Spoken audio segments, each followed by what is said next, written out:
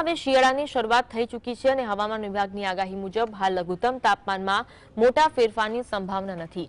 જો કે પવનની દિશામાં આવેલા ફેરફારને કારણે લોકોને દિવસ અને રાત્રે અલગ અલગ વાતાવરણનો અનુભવ થઈ રહ્યો છે। સવારે અને રાત્રે ઠંડીનું જોર રહેશે, જ્યારે કે દિવસ દરમિયાન ગરમીનો અનુભવ થાય છે।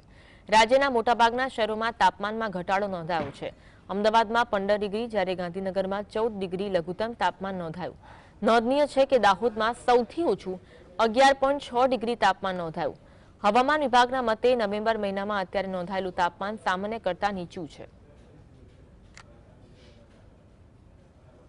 अभी जो विंड की डायरेक्शन है वो north easterly to easterly wind prevail कर रही है, जिसके कारण जो रात्रि का तापमान में गिरावट हो रही है, जैसे कि मिनिमम टेम्परेचर में सबसे कम दाहोद में 11.6 और उसके जो आसपास के रीजन है जैसे गांधीनगर में 14 डिग्री सेल्सियस और जो कच्छ का एरिया है वहाँ पे भी 14 degree Celsius minimum temperature record हुआ है।